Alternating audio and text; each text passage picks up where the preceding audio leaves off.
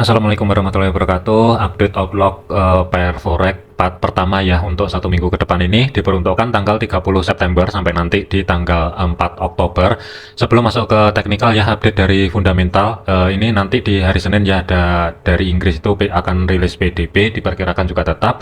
Kemudian indeks harga konsumen dari Jerman itu juga ada peningkatan yang sebelumnya minus 0,1% menjadi 0,1% ya. Ini yang akan diantisipasi untuk pair yang berhubungan dengan euro. Hari Selasa tanggal 1-nya itu kosong, kemudian malamnya dari Amerika itu mulai rilis data PMI manufaktur dan ISM-nya. Data yang sebelumnya itu kan 47 ya, diperkirakan tetap, tetapi dari manufaktur ISM itu ada sedikit peningkatan 47,2, diperkirakan akan meningkat 47,6. Kemudian dari GLOD-nya 7673 diperkirakan ada penurunan sedikit menjadi 7640 ya. Ini nanti kalau misalkan di hari Selasa malamnya, kalau dari data Amerika ini nanti yang rilis ternyata di atas dari perkiraan, tentunya ini akan nge-trigger untuk indeks dolar menguat kembali. Tetapi kalau misalkan di bawah dari perkiraan atau di bawah dari data yang sebelumnya, secara otomatis kemungkinan indeks dolar akan melanjutkan melemah kembali. Hari Rabunya dari ADP-nya diperkirakan juga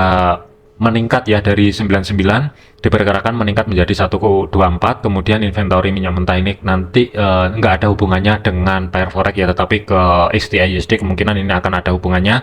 Di Kamisnya klaim pengangguran awal diperkirakan juga ada peningkatan dari 218 data di minggu yang sebelumnya ya. Nanti akan digunakan untuk rilis minggu depan ini, sedikit peningkatan menjadi 221, cuman ini masih perkiraan, aktualnya berapa itu nanti juga akan kita pantau. Kemudian dari PMI jasanya 55,4 diperkirakan tetap, dari non manufakturnya di 51,5 diperkirakan sedikit ada peningkatan 51,6. Kemungkinan volatility akan sedikit besar kembali, itu kemungkinan mulai di hari Kamis ya, dan hati-hati di hari Jumat ini yang paling penting, event pertama awal bulan ya. NFP dari data perkiraan sudah keluar, rata-rata pendapatan per jam sesuai yang saya sampaikan di video yang sebelumnya ya, kemungkinan akan ada sedikit penurunan 0,4%, dan ini perkiraannya kan 0,3%, cuman aktualnya berapa itu nanti yang akan kita cek. Kalau misalkan ini nanti aktualnya yang rilis ternyata tetap 0,4%, hati-hati, kemungkinan indeks dolar ini juga bisa menguat kembali, tetapi fokusnya bukan hanya di sini aja. Dari NFP-nya sendiri itu juga diperkirakan ada sedikit peningkatan, 142K diperkirakan meningkat menjadi 144K, tetapi waspadai revisi data, ini yang paling penting nanti ya. Kalau misalkan data ini nanti direvisi, itu nanti pantau terlebih dahulu ya sebelum rilis dari NFP-nya itu sendiri.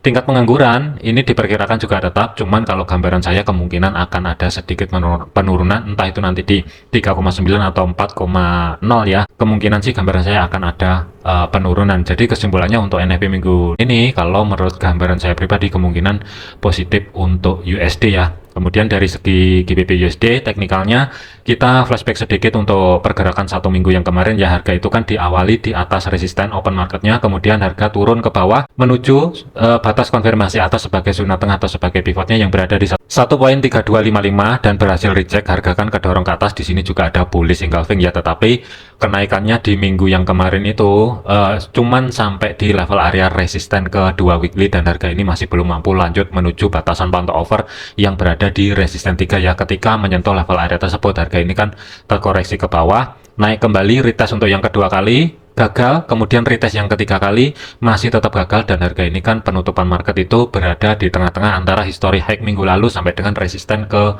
2 weekly ya. Jadi ada potensi kemungkinan minggu depan ini akan ada sedikit koreksi ke bawah sebelum harga naik kembali ya. Tetapi di hari Jumat rawan untuk GBP USD ini mungkin akan kedorong lebih dalam, dikarenakan level area SRP-nya sudah selesai dan ada level baru lagi. Saya tarik dulu untuk menentukan batasan pantau overnya untuk 1 minggu ke depan ini ya. Jadi dari low hack-nya, kalau misalkan saya tarik batasan pantau overnya untuk 1 minggu ke depan ini, resisten 3 dan 4 itu jatuh di kisaran level area 1.3586 sampai dengan 1.3632 atau zona yang saya blok biru di sini. Kemudian support 3 dan support 4 itu jatuh di kisaran level area 1.3095 sampai dengan 1.30500 pembulatan ya, kurang lebih di zona yang saya blok biru. Kalau misalkan kita lihatin dari segi time frame 4-nya, hati-hati di zona tengah atau sebagai pivotnya itu berada di kisaran level area 1.3341 dengan batas konfirmasi atas itu berada di kisaran level area 1.3364 dan batas bawah 1.3318. Kuncinya untuk minggu ini nanti kita lihat dulu progres untuk GBP USD ini ya. Jadi ada beberapa level area minor yang mesti diantisipasi di antara resisten pertama weekly sampai dengan history high minggu lalu atau zona yang saya blok merah di sini. Kemudian bawah itu juga ada level area lagi sama di antara support pertama weekly sampai dengan history low minggu lalu ini yang akan menjadi pantauannya untuk satu minggu ke depan sementara ya. Pergerakan untuk minggu depan ini kan diawali di bawah resisten pertama tetapi masih berada di atasnya pivot. Nanti kita lihatin dulu progresnya, dia mampu atau tidak bergerak menuju ke bawah zona tengah atau sebagai pivot ya, yang berada di batas konfirmasi bawah 1.3318. Kalau kita lihatin atau pecah lagi dari segi time frame H1, sebenarnya untuk GBP USD ini rawan dari segi time frame kecilnya, itu sideways itu yang pertama. Yang kedua adalah kalau misalkan batas konfirmasinya yang berada di 1.3318 ini masih belum dijebol untuk minggu depan ini, kemungkinan masih belum akan mengerjakan level area support. Yang saya khawatirkan di hari Senin sampai dengan Rabu, rawan GBP USD ini bermain-main di kisaran level area di antara history high minggu lalu sampai dengan resisten pertama weekly yang berada di 1.3433 sampai dengan 1.3402, itu zona pantau yang pertama. Kemudian zona pantau bawah yang berada di pivotnya 1.3341 sampai dengan 1.3318 ya. Jadi kemungkinan untuk GBP USD minggu depan ini masih ada potensial sideways berlanjut sampai dengan salah satu level area, entah atas yang berada di history high-nya atau bawah yang berada di batas pivot ini dijebol salah satu ya. Kalau misalkan kedorong ke atas, kemungkinan GBP USD ini akan melanjutkan perjalanan kembali menuju resisten ke dua weekly yang berada di 1.3494. Tetapi kalau misalkan jebol sebagai batas konfirmasi ke bawah, kemungkinan masih belum langsung ke support pertama ya. Yang saya khawatirkan ini nanti koreksi dulu, retest di level area 1.3364 baru turun ke bawah sebelum upside kembali. Untuk planningnya satu minggu ke depan ini saya lebih memilih netral dulu, tetapi mengingat di history high minggu lalu di level area kurang lebih 1.3433 ini kan sudah 3 kali di retest dan belum mampu dijebol ke atas ya. Jadi kuncinya untuk hari Senin ataupun Selasa kemungkinan saya akan manfaatkan untuk cari ancang-ancang setup sell. Kuncinya adalah selama harga tidak mampu bergerak balik di level physical price levelnya yang berdekatan dengan resisten pertama weekly 1.3400, tinggal tunggu konfirmasi pembalikan arah, cari ancang-ancang setup sell. Tentunya sih ini lebih ideal, konteksnya hanya sebatas day trade terlebih dahulu ya. Untuk swingnya nanti akan saya update di hari Senin malam, kemungkinan kalau misalkan ada swing akan saya update di Senin malamnya dengan resiko stop lossnya kurang lebih sekitar 45 sampai dengan 50 pip batas maksimal. Tetapi dari segi targetnya TP pertama itu 58 pip berada di zona tengah atau sebagai pivot, batas maksimal adalah ruang gerak sekitar 80 pip berada di 1.3318. Tetapi kalau misalkan ini nanti langsung turun ke bawah, kuncinya di bawah. Selama harga tidak mampu bergerak di bawah 1.3318, bisa jadi ini nanti juga bisa digunakan untuk cari ancang-ancang setup buy setelah terjadi konfirmasi pembalikan arah. Kuncinya adalah harga tidak mampu bergerak di bawah 1.3318, ada konfirmasi pembalikan arah kembali, harga bergerak di atas pivot, kemungkinan bisa jadi digunakan untuk cari ancang-ancang setup buy. Tetapi dari segi targetnya untuk TP 1.3400 kurang lebih di kisaran level area tersebut. Selanjutnya untuk Euro USD, pergerakan untuk Euro USD dari segi time frame H1 flashback sedikit untuk minggu yang lalu ya. Harga diawali di bawah resisten tetapi di atas pivot, kemudian harga ini kan turun, retest pertama di langsung ke support pertama weekly dan harga ini kan kepental, tetapi kenaikannya di minggu lalu tidak mampu mencapai level area resisten kedua weekly dan harga ini kan turun ke bawah kembali ya, 1, 2 kali dan 3 kali zona tengah atau sebagai pivot ini sudah di retest. Untuk penutupan market kemarin itu berada di bawah resisten pertama weekly. Jadi nanti kita padukan untuk level area SRP untuk minggu depan ya. Dikarenakan ini sudah selesai, ini saya tarik dulu untuk level areanya untuk menentukan batas pantau over untuk satu minggu ke depan. Jadi batas pantaunya untuk satu minggu ke depan ini ya, ada beberapa level area yang mesti diantisipasi. Zona overnya resisten 3 dan 4 itu jatuh di kisaran 1.1324 sampai dengan 1.1356 ya, atau zona yang saya blok biru di sini. Kemudian support 3 dan 4 itu jatuhnya di kisaran level area 1.0974 sampai dengan 1.0941 ya. Kalau kita lihatin dari segi time frame H4-nya, pergerakan untuk satu minggu depan ini itu kan diawali di level area zona tengah atau sebagai pivotnya ya. Jadi ini kuncinya, kalaupun misalkan kedorong ke atas ataupun kedorong ke bawah, kemungkinan masih belum jauh-jauh. Kuncinya adalah yang pertama, nanti pantau di hari Senin ataupun Selasa sebagai resisten pertama weekly sampai dengan history high minggu lalu yang berada di kisaran zona yang saya blok merah di sini ya, 1.1192 sampai dengan 1.1214. Kemudian yang bawah itu berada di kisaran level area 1.1105 sampai dengan 1.1083. Kemungkinan masih belum ada tren kembali kalau misalkan salah satu di antara zona merah ini di break terlebih dahulu. Tetapi kalau misalkan kita pecah lagi dari segi time frame H1-nya, ini rawan terjadi potensial drop bis drop, tetapi pantau aja di 1.1132. Kalau misalkan ini nanti dijebol ke bawah, kemungkinan nggak akan langsung menuju support pertama weekly. Yang saya khawatirkan ini nanti terkoreksi dulu, retest di level area di antara 1.1165 sampai dengan 1.1192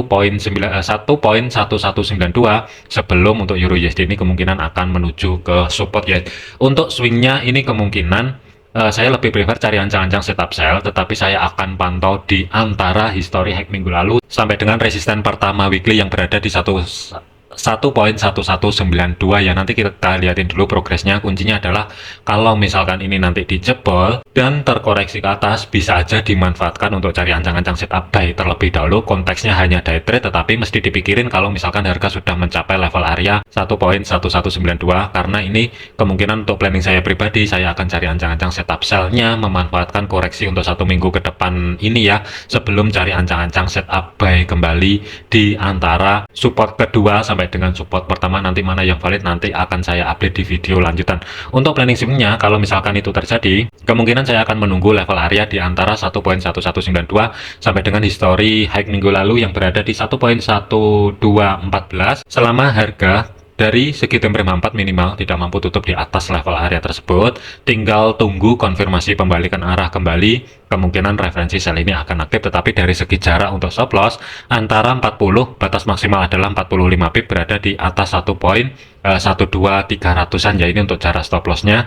Tetapi dari segi targetnya, TP pertama itu ruang gerak sekitar 85 pip yang berada di 1.1105, TP kedua maksimal itu berada di history low minggu lalu, ruang gerak sekitar 100 sampai dengan 105 pip. Tentunya untuk planning sell di sini akan tercancel kalau misalkan dari segi minimal H4-nya ada penutupan di atas 1.1214, secara otomatis bisa aja tercancel, bisa aja ke pending dulu ya. Nanti kita lihatin progresnya lebih lanjut, akan saya update untuk minggu depan ini ya, kemungkinan kalau misalkan ada perubahan planning.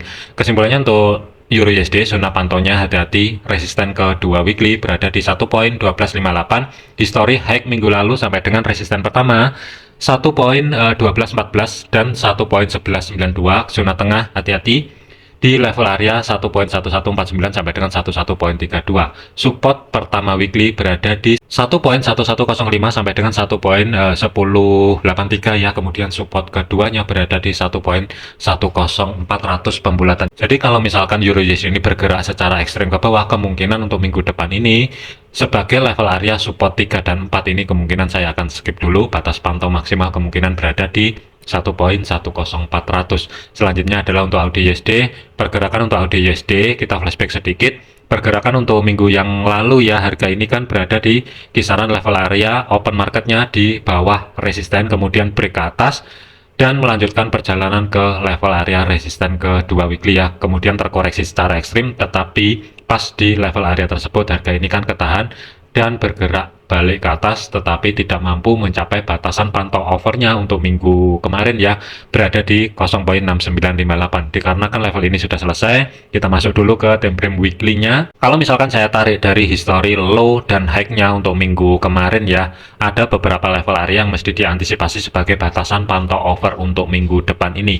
Yang pertama adalah resisten 3 dan 4 itu jatuh di kisaran level area 0.7054 sampai dengan 0.7090. Kemungkinan sih masih belum dicapai ya untuk minggu depan ini, kecuali NFP negatif bisa aja kedorong ke atas. Tetapi kalau misalkan dari segi fundamentalnya itu lebih condong ke positif USD, kemungkinan level area resisten kedua dan resisten 34 kemungkinan masih akan belum dicapai. Cuma nanti juga akan saya update di video lanjutan ya kalau misalkan ada perubahan planning juga. Kemudian batasan pantau overnya support 3 dan support 4 itu jatuh di 0.6675 sampai dengan 0.66400 pembulatan. Kalau saya tarik ke kiri di sini juga ada history low kurang lebih di 11 Septemberan ya, kurang lebih di kisaran level area tersebut. Zona tengah atau sebagai pivotnya itu berada di kisaran level area 0.6865 dengan batas konfirmasi bawah itu berada di 0.6847 dan batas atas itu berada di 0.6883 atau zona yang saya blok abu-abu di sini ya. Kuncinya untuk minggu depan ini wait and see dulu, standby dulu, mengingat harga ini kan nanti diawali di atasnya pivot tetapi di bawah resisten. Kemungkinan terdekat untuk zona pantaunya Senin ataupun Selasa ada di zona yang saya blok merah di sini ya, selama harga tidak mampu bergerak di atas level area tersebut atau sebagai history high-nya minggu lalu yang berada di 0.6936, kemungkinan saya akan cari ancang-ancang setup sell memanfaatkan koreksinya, tetapi dari segi targetnya kemungkinan terbatas ya. Untuk planning saya untuk Audi USD yang pertama untuk minggu depan ini saya akan cari ancang-ancang setup sell dengan catatan harga tidak boleh ada penutupan di atas 0.6936 dari segi time frame daily. Kalau misalkan itu terjadi, secara otomatis planning sell akan tercancel. Tetapi kalau dari segi time frame kecilnya ini nanti ada pergerakan ke atas, biarin dulu. Setelah terjadi konfirmasi pembalikan arah kembali dan harga bergerak di bawah 0.6912, kemungkinan referensi sell ini baru akan aktif dengan risiko stop loss batas maksimal ya kurang lebih sekitar 40 pip. Tetapi dari segi targetnya TP pertama itu berada di support pertama weekly ruang gerak sekitar 95 pip. Target yang kedua itu berada di history low minggu lalu yang berada di 0.6794 ya, ruang gerak sekitar 115 sampai dengan 120-an pip lah kurang lebih. Tidak menutup kemungkinan nanti akan ada sedikit perubahan kalau misalkan harga tidak mampu bergerak ke atas ya. Kuncinya adalah di level area 0.6912 sampai dengan 0.6936. Oke, mungkin untuk update pair GBP USD, Euro USD, dan Audi USD untuk satu minggu ke depan ini ya. Kalau misalkan ada perubahan planning akan saya update di video lanjutannya. Ingat, jadikan video ini sebagai referensi, jangan dijadikan sebagai patokan. Sesuaikan juga dengan planning dan analisa rekan-rekan semua. Jangan overload, jangan overtrade, selalu disiplin. Sekian, terima kasih, sampai jumpa di part 2 pair forex outload untuk satu minggu ke depan.